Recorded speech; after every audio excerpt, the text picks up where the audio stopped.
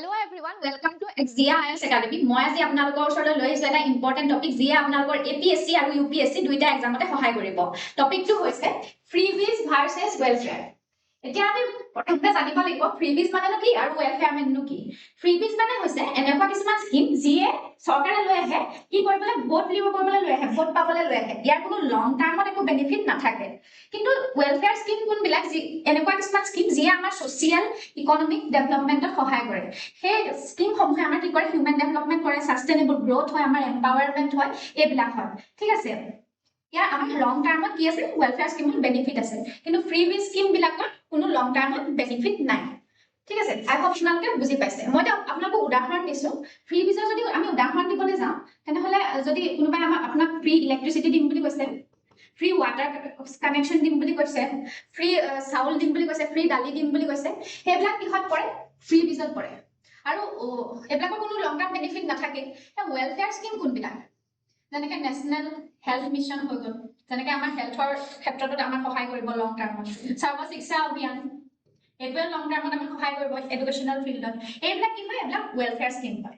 এতিয়া কাৰেণ্ট চিনেৰিয়ত আমাৰ ইণ্ডিয়াত কি চলিছে যে ফ্ৰীবিজ কালচাৰটো ইমানেই বাঢ়িবলৈ ধৰিছে যে আমাৰ ফাইনেন্সিয়েল আনষ্টেবিলিটিৰ সৃষ্টি হৈছে। কেনেকৈ সৃষ্টি হৈছে ফাইনেন্সিয়েল আনষ্টেবিলিটি, যে আমি এটা ডেট ট্ৰেপত ফচি গৈছো, ডেট ট্ৰেপত আছো আমি।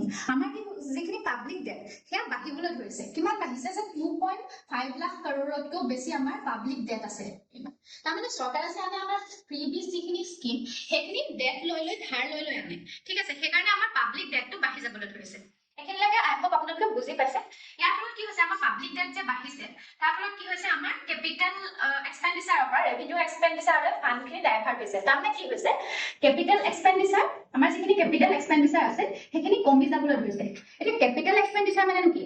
কেপিটেল এক্সপেণ্ডিচাৰ মানে হৈছে আমাৰ যিখিনি এছেট ক্ৰিয়েট হয়, যিখিনি এক্সপেণ্ডিচাৰ দ্বাৰা আমাৰ এছেট ক্ৰিয়েট হয়। তাৰমানে আমি যদি ৰাস্তা বনাওঁ বা দলং বনাওঁ সেইখিনি আমাৰ কেপিটেল এক্সপেণ্ডিচাৰত পৰিব। আৰু ৰেভিনিউ এক্সপেণ্ডিচাৰ কাক কয়? যিখিনি আমাৰ চৰকাৰৰ ডে টু ডে এক্সপেণ্ডিচাৰ, তাৰ পৰা কোনো এছেট ক্ৰিয়েট নহয়। এতিয়া কি হয় ৰেভিনিউ এক্সপেণ্ডিচাৰৰ পৰিমাণ বাঢ়িবলৈ ধৰিছে, কিন্তু কেপিটেল এক্সপেণ্ডিচাৰৰ পৰিমাণ কমি যাবলৈ ধৰিছে। তাৰ ফলত কি হৈছে আমাৰ এছেট ক্ৰিয়েট হোৱা নাই অফক'ৰ্চ, সেইকাৰণে আমাৰ ইকনমি কি হৈছে আনষ্টেবল হৈ গৈছে। ঠিক আছে, কি হৈছে ফ্ৰীবিজ ফলত আমাৰ কেনেকৈ ইকনমিক আনষ্টেবল হৈ গৈছে, পাব্লিক ডেট বাঢ়িছে, তাৰ ফলত কি হৈছে কেপিটেল এক্সপেণ্ডিচাৰ আমাৰ কমি গৈছে, যাৰ য'ত এছেট ক্ৰিয়েট হয় সেইটো হোৱা নাই, আৰু ৰেভিনিউ এক্সপেণ্ডিচাৰ কি হৈছে বাঢ়ি গৈছে। তাৰমানে এছেট য'ত ক্ৰিয়েট নহয় সেয়া এক্সপেণ্ডিচাৰ বাঢ়ি গৈছে, ফলত আমাৰ কি হৈছে ইকনমি আনষ্টেবল হৈ গৈছে। ঠিক আছে, এতিয়া কি হ'ব আমি এই ফ্ৰীবিজ আৰু ওয়েলফেয়াৰৰ আমাৰ লিগেল আৰু কনষ্টিটিউচনেল লেণ্ডস্কেপটো অলপ চাম। ঠিক আছে, আপোনালোকেতো জানে আমাৰ ইণ্ডিয়াখন কি ওয়েলফেয়াৰ ষ্টেট। আমাৰ কনষ্টিটিউচনেল অব্লিগেশ্যনো আছে। ইয়াৰ কি আছে DPSP আছে আমাৰ কনষ্টিটিউচনত। ক'ত আছে পাৰ্ট 4ত আছে। পাৰ্ট 4ত আছে আৰ্টিকল কিহৰ পৰা কিহলৈকে আছে 36ৰ পৰা 51লৈকে আছে। ঠিক আছে, ওয়েলফেয়াৰ ষ্টেটটো আমাৰ ওয়েলফেয়াৰ ষ্টেট বুলি আমি ক'ৰ পৰা জানো DPSP যে আছে তাৰ পৰা আমি জানো। ঠিক আছে, এতিয়া আমি ফ্ৰীবিজৰ ওপৰত এটা কেছ হৈছিলে, সেই কেছটো আমি ভালকে বুজি পাব লাগিব। কেছটোৰ নাম হৈছে এছ সুব্ৰমণিয়াম বালাজী জাজমেণ্ট 2013। এতিয়া কি হ'ল তামিলনাডুত ইলেকশ্যন যেতিয়া হৈছিলে 2006ত, তেতিয়া কি হৈছিলে তাৰ যিটো পলিটিকেল পাৰ্টি ডিএমকে কি কৈছিলে যে যদি তেওঁলোকে জিতে তেনেহ'লে তেওঁলোকে কি দিব কলাৰ টিভি দিব চলিব। অফক'ৰ্চ এটা ফ্ৰীবি কালচাৰতে পৰে। মানুহ কৈছিলে যে আপোনালোকক যদি কোনোবাই ফ্ৰীতে দিয়ে ফ্ৰীবি কালচাৰত লৈ যাব, তাৰমানে তাৰ কোনো লং টাৰ্ম বেনিফিট নাথাকিব, ফ্ৰীবি হয় সেইটো। ঠিক আছে, এতিয়া এই যেতিয়া ডিএমকে কি ক'লে কালাৰ টিভি দিম বুলি ক'লে, এছ সুব্ৰমণিয়াম বালাজীয়ে কি ক'লে, এজন ব্যক্তিয়ে কি ক'লে যে তেওঁলোকে কৰাপ্ট প্ৰেক্টিচ কৰিছে, এইটো ফলছ প্ৰমিছ হয়। গতিকে তেওঁ কি কৰিলে ডিএমকে পাৰ্টিৰ ওপৰত এটা কেছ দিলে। সেই কেছটোৰ জাজমেণ্টে শুনাইছে সুপ্ৰিম কোৰ্টে 2013। সুপ্ৰিম কোৰ্টে কি কৈছে, আমাৰ অনাৰেবল সুপ্ৰিম কোৰ্টে কৈছে যে তেওঁলোকে যিটো কৈছে ডিএমকে যিটো ক'লে ইলেকশ্যনত যিখিনি প্ৰমিছ কৰা হয় সেইখিনি কি হয় কৰাপ্ট প্ৰেক্টিচ নহয় বুলি কৈছে।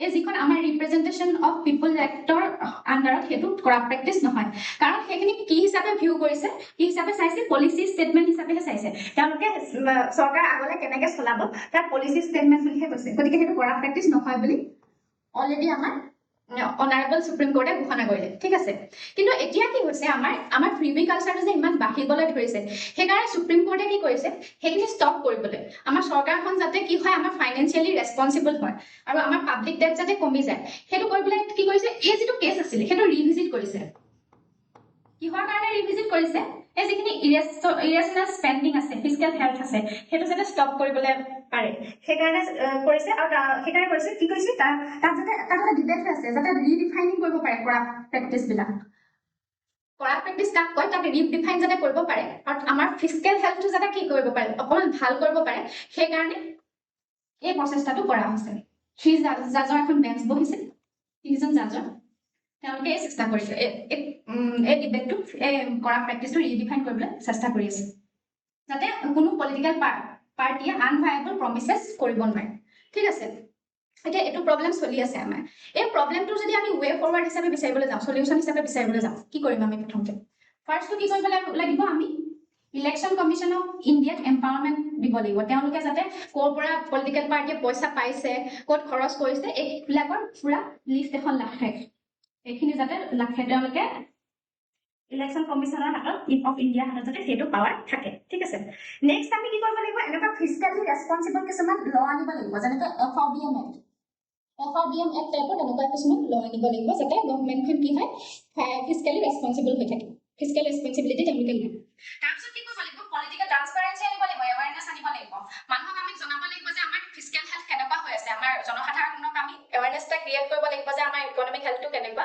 চৰকাৰে আমাক কেনেকৈ চলাই আছে আৰু পাৰ্টিবিলাকৰ যাতে ক'ত কেনেকৈ ক'ৰ পৰা পইচা পাইছে ৰেভিনিউ চৰ্চেছ ক'ৰ পৰা আহিছে তেওঁলোকে সেই ট্ৰান্সপাৰেন্সিটো ৰাখিবলৈ সেই এৱাৰনেছটো ক্ৰিয়েট কৰিব লাগিব ঠিক আছে আজিলৈ ইমানে এনেকুৱা নতুন নতুন ইনফৰ্মেটিভ ভিডিঅ'ৰ বাবে আপোনালোকে চাই থাকক আমাৰ XGIS একাডেমি চেনেলটো থেংক ইউ